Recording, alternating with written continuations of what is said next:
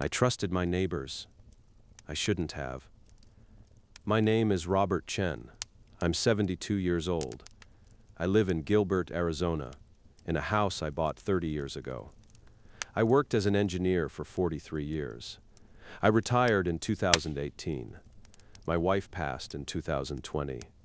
My daughter lives in Seattle with her family. I have a routine. I wake up at 6. I make coffee. I read the paper. I work in my courtyard garden. On weekends, my grandkids call me on video. Sometimes I record stories for them.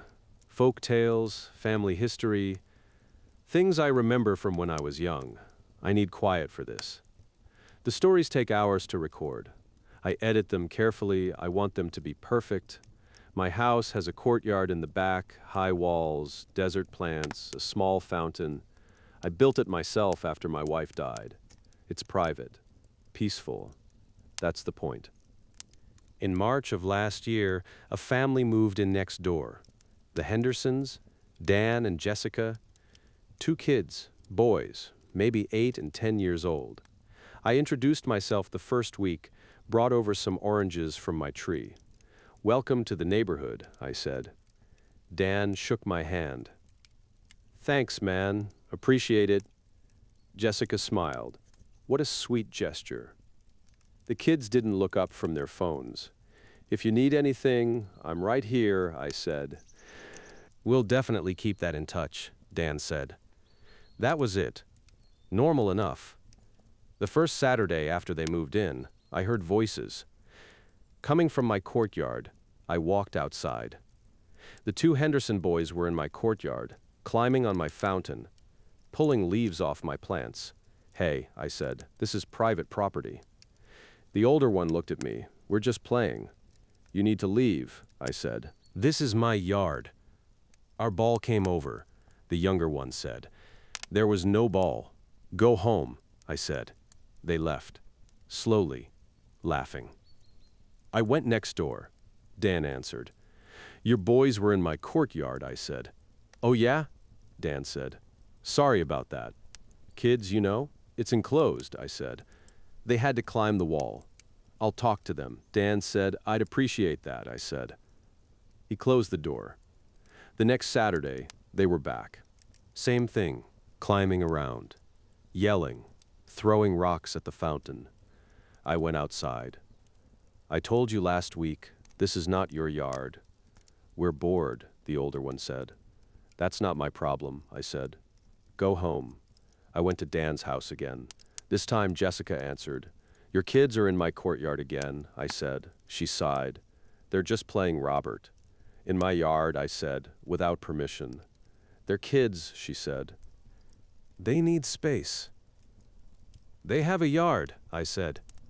"It's not that big," she said. I stared at her. "That's not my concern." "I'll talk to them," she said. But she didn't. Or if she did, it didn't matter. Every Saturday, every Sunday, sometimes both days. The boys would climb into my courtyard. They'd yell, run around, break branches, mess with my plants. I stopped going out there on weekends. I couldn't record my stories. Too much noise. Too much interruption. One Sunday in April, I was inside. I heard a crash. I went to the window. The boys had knocked over one of my clay pots. Dirt everywhere. The plant destroyed. I walked outside. "That's enough. Get out now." "It was an accident," the younger one said. "You're not supposed to be here at all," I said. "Our dad said it's fine," the older one said. "What?" He said, "Old people don't use their yards anyway." I felt something tighten in my chest. I didn't say anything. I just pointed at the wall. They left. I went to Dan's house. He was in the garage, working on something. Music playing loud. "Dan?" He turned. "Oh, hey, Robert. Your boys just told me you said it's fine for them to use my courtyard." He shrugged. "I mean, you're not out there much, right? It's my property." "Yeah, but like, you're retired. You don't need all that space." I couldn't believe what I was hearing. That's not how property works. "Come on, man. They're just kids, they need room to play. They have their own yard, it's too small and it's all rocks. Your place has shade, that fountain, it's nice. So you decided they could just take it? I didn't think you'd mind, he said. I mind, I said. He turned back to his project. Look, I'll tell them to be more careful, but honestly, Robert, you're making a big deal out of nothing. I walked away. That week, I put up a sign on the courtyard gate. Private property, no trespassing. The next Saturday, the boys ripped it down. I went to Dan's house. He didn't answer. I knocked again. Jessica came to the door. They tore down my sign, I said. What sign? The no trespassing sign in my courtyard. She laughed. Oh my God, Robert, it's just a sign. It's my yard. You're really going to fight with children over a yard, she said. I'm fighting with you, I said. You're the parents. We're doing our best, she said. It's hard. The boys need outlets. Not in my space. Jesus, Robert. Have some compassion. We're struggling here. Then take them to a park, she slammed the door. I started documenting everything. I took photos. Timestamps, I wrote down every incident, what they broke, when they were there, how long. I checked the city ordinances, trespassing, noise violations, property damage, all covered. I filed a complaint with the HOA. I included photos, documentation, witness statements from another neighbor who'd seen the boys climbing the wall. The HOA sent the Hendersons a letter, warning them, asking them to keep their children off my property. Dan came to my door 2 days later. You filed a complaint? He said. Yes. Are you serious? Completely. Over kids playing? Over repeated trespassing and property damage? I said. You're unbelievable, he said. Your boys destroyed a 50-year-old plant last month. They've broken 2 pots. They've damaged my fountain. And they're in my yard every weekend without permission. We'll pay for the damage, he said. That's not the point. Then what is? I want them to stay out of my yard, he laughed. You're a lonely old man with nothing better to do than torture a family trying to live their lives. I closed the door. The next weekend, I heard them again. I didn't go outside. I just called the non-emergency police line. I have children trespassing on my property, I said. Repeatedly, I've asked the parents to stop. They've refused. The officer who came was young, polite. Mr. Chen, yes. You called about trespassing. Correct. The neighbor's children, they're in my courtyard. I've asked them to leave multiple times. The parents won't enforce it. He looked over the wall. The boys were there, playing. He went to the Hendersons' house. I watched from my window. Dan came out. They talked. Dan pointed at my house, shook his head. The officer said something else, handed him a paper, then left. Dan stared at my house for a long time. Then he went inside. The boys didn't come back that day.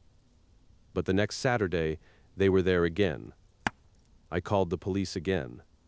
This time, a different officer, older. This is the second call, he said. Yes, did the first officer issue a warning? He did? And they're back. Yes, he nodded. I'll handle it. He went next door. This time, the conversation was longer. I saw Jessica come out. She was upset. Yelling.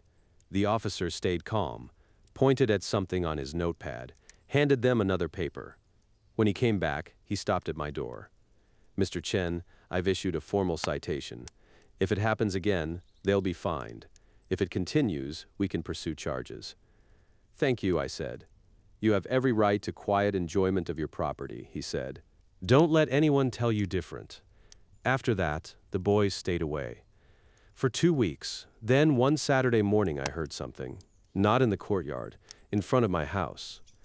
I looked out. The Hendersons had set up a basketball hoop in the street, directly in front of my driveway. The boys were playing, bouncing the ball, yelling, over and over. The sound echoed off the houses. I went outside. You can't put that there. Dan was watching from his driveway. It's a public street. It's blocking my driveway. You're not going anywhere, he said. That's not the point. The point is, you've made it impossible for my kids to play in peace. So now they play out here, legal, public space. The ball hit my garage door, loud. Tell them to be careful, I said. Dan smiled. Boys, try not to hit Mr. Chen's door. They kept playing. The ball hit the door 3 more times in the next 10 minutes. I went inside. I looked up the city code.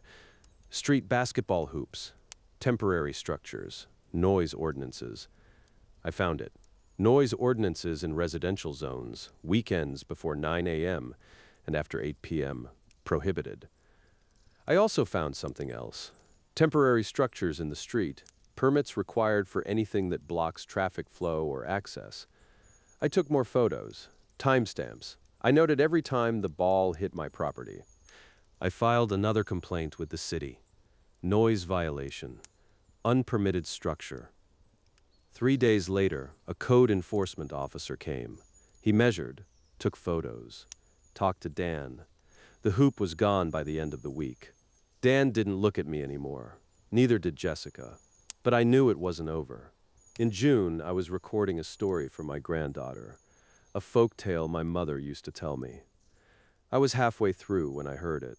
Music, loud, thumping bass, coming from the Hendersons' backyard. I stopped recording, waited. It didn't stop. I checked the time, 3 p.m. on a Saturday. I went to their door, knocked.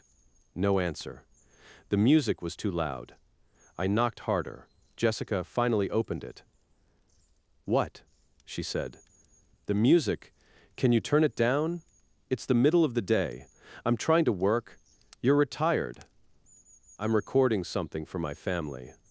"So record later," she said. "I shouldn't have to. And we shouldn't have to tiptoe around you," she said. "You've made our lives hell. We're done accommodating you." She closed the door. The music played until 7 p.m. I checked the noise ordinance again. During the day, it was harder to enforce. The sound had to be unreasonable, subjective.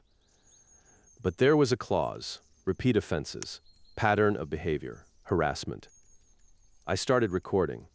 Every time they played loud music, I noted it. Time, duration, decibel level using an app on my phone. I also started recording my own disruptions. The times I couldn't work because of them. The projects I had to abandon. The calls with my grandkids I had to cut short. I built a file, organized, detailed dates, evidence, photos, audio recordings. In July, I filed a harassment complaint with the police. Not just trespassing, not just noise. A pattern of targeted disruption. The officer who took my report looked at everything. "This is thorough," she said. "I'm an engineer," I said. "I can see that. This shows clear intent. Have you tried mediation?" "I've tried talking to them. It doesn't work." "We can refer this to community mediation services. It's free, a neutral third party." "Will they have to participate?" "They'll be notified if they refuse. It goes on record." "Do it," I said. The Hendersons refused mediation. The refusal was noted in the file. The officer called me. "Mr. Chen, based on the pattern here and their refusal to mediate, I'm going to recommend we escalate this. Would you be willing to pursue a restraining order?" "What would that do?" "It would legally prohibit them from harassment, including noise harassment, trespassing, any targeted behavior." "Yes," I said. I filed for a restraining order. I had to go to court. Present my evidence. The judge was a woman in her 60s. She read through everything, looked at the photos, listened to the audio. "Mr. Chen, this is one of the most well-documented cases I've seen," she said. "Thank you. Mr. and Mrs. Henderson, do you have anything to say?" Dan stood. "Your Honor, this is ridiculous. He's harassing us. Our kids can't even play. He calls the cops on children for trespassing on his property," the judge said. "They're kids. That doesn't grant them access to someone else's private yard." "Mrs. Henderson?" Jessica stood. "He's making our lives miserable. We can't have friends over. We can't play music. He's controlling. You can have friends over, the judge said. You can play music at reasonable volumes, and you cannot allow your children to trespass. Those are not unreasonable expectations. They're baseline community standards. She granted the restraining order. The Hendersons had to stay 50 feet from me. They couldn't contact me. They had to keep their children off my property. They had to maintain reasonable noise levels. Violation would result in arrest. Dan and Jessica left the courthouse without looking at me. I went home. It was quiet. For the first time in months, I sat in my courtyard on a Saturday morning. I had my coffee. I listened to the fountain. I recorded a story for my grandson about a turtle who learned patience. I didn't have to stop once. The Hendersons stayed away. The boys didn't climb the wall. The music stopped. The basketball hoop never came back. In September, I saw a for sale sign in their yard. They moved out in October. A retired couple moved in. Quiet, polite. They introduced themselves with a bottle of wine. "We're so happy to be here," the woman said. "We wanted somewhere peaceful." "You'll like it," I said. "I'm back to my routine now. I record stories every weekend. I work in my garden. I call my grandkids. Sometimes I think about the Hendersons. Not often. They wanted something that wasn't theirs. They thought I wouldn't fight for it because I'm old, because I'm alone. They were wrong. I didn't do anything complicated. I didn't yell. I didn't threaten. I just used the systems that exist. The rules everyone agrees to follow. Some people think rules are suggestions. They're not. They moved because they couldn't live next to someone who expected them to follow the same rules as everyone else. That tells you everything you need to know. I'm sitting in my courtyard now. The sun is setting. The fountain is running. My orange tree has new fruit. It's quiet. That's all I ever wanted.